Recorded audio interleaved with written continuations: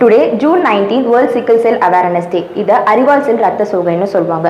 நார்மலாக நம்ம ரத்த சிகப்பணுக்கள் பைகான்கே ஷேப், அதாவது தட்டை வடிவத்தில் இருக்கும். ஆனால் இந்த நோய் பாதிப்பு ஏற்பட்டவங்களுக்கு சிக்கிள் ஷேப், அதாவது அறிவால் ஷேப்லையும் சி ஷேப்லையும் இருக்கும். அது கூடவே ஸ்டிக்கியாக இருக்கிறதுனால நார்மல் பிளட் வெசல்ஸில் அந்த ஆர்பிசிஸ்னால ட்ராவல் ஆக முடியாமல் அங்கங்கே போய் ஒட்டிக்கும். இப்படி ஒட்டிக்கிறதுனால என்னென்ன பாதிப்புகள் ஏற்படுக்கும் பார்த்தீங்கன்னா, ஆர்கன் ஃபெயிலியர் இருக்கும், அது கூடவே டயர்ட்னஸ் இருக்கும், நாள்பட்ட ரத்த சோகை அதாவது கிரானிக் அனீமியா இருக்கும், மூச்சு திணறல் இருக்கும், ஃப்ரீக்வெண்ட் இன்ஃபெக்ஷன்ஸ்லாம் ஏற்படுறதுக்கு சான்சஸ் நிறைய இருக்கு. இந்த சிக்கிள் செல் அனீமியா எதனால வருதுன்னு பார்த்தீங்கன்னா, மரபணு மாற்றம், அதாவது ஜீன் மியூட்டேஷன். ஹெச்பிபி ஜீன்ல ஜீன் மியூட்டேஷன் அதிகமாக இருக்கிறதுனால அப்நார்மலா ஹெச்பிஎஸ் ஜீன் ப்ரொடியூஸ் ஆகும். இந்த ஹெச்பிஎஸ் ஜீன் தான் வந்து நம்ம ஆர்பிசிஸை வந்து சிக்கிள் ஷேப், அதாவது அறிவால் ஷேப்ல மாற்றும். காமனாக யார் யாருக்கெல்லாம் வரும்னு பார்த்தீங்கன்னா, இந்தியாவில் ப்ரிவலன்ஸ் ரொம்ப அதிகமாக ஒடிசா, மகாராஷ்டிரா, மத்திய பிரதேஷ், ஜார்க்கண்ட்லையும் சுமார் 3 லட்சம் குழந்தைங்க ஒரு வருஷத்துக்கு இந்த நோயால பாதிக்கப்படுறாங்க. இந்த நோய் பாதிப்பை எப்படி கண்டுபிடிக்கலாம்னு பார்த்தீங்கன்னா, gold standard test for sickle cell anaemia வந்து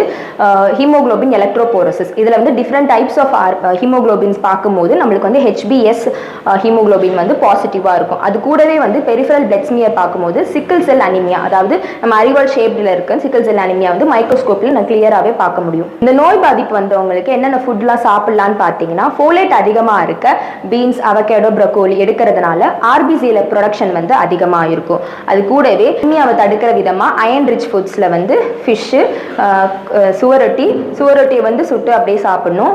காஞ்ச அத்தி எடுத்துக்கலாம். அந்த அத்தி பழத்தை வந்து இங்கே பாலில் போட்டு ஜூஸாலாம் குடிக்கக்கூடாது, ஏன்னா பால் வந்து அயன் அப்சார்ப்ஷனை வந்து தடுத்துரும். ஸோ அயன் அப்சர்வ் அதிக பண்ணுற மாதிரி விட்டமின் சி ரிச் ஃபுட்ஸை லெமனோ, ஆரஞ்சு எடுத்துக்கலாம்.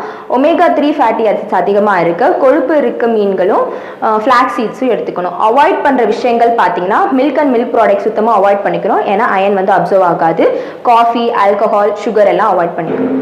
நம்ம ஹோமியோபதியில் சிக்கிள் செல் அனிமியாவுக்கு ட்ரீட்மெண்ட் இருக்கான்னு கேட்டிங்கன்னா கண்டிப்பாக இருக்குது. சிக்கிள் செல் அனிமியா இருக்கவங்களுக்கு ஃப்ரீக்வெண்ட்டாக, அதாவது வாரத்தில் 4 நாளோ 5 நாளோ பிளட் டிரான்ஸ்ஃபியூஷன் பண்ண முடியும். நம்ம ஹோமியோபதி மெடிசன்ஸ் எடுக்கிறனால அந்த ஃப்ரீக்வன்சி ஆஃப் பிளட் டிரான்ஸ்ஃபியூஷனை கம்மி பண்ணலாம். வாரத்தில் 1 நாளோ 2 நாளோ எடுக்கிற மாதிரி கம்மி பண்ணிடலாம். அது கூடவே வந்து குவாலிட்டி ஆஃப் பேஷண்ட்டோட குவாலிட்டி ஆஃப் லைஃபை இம்ப்ரூவ் பண்ண முடியும்.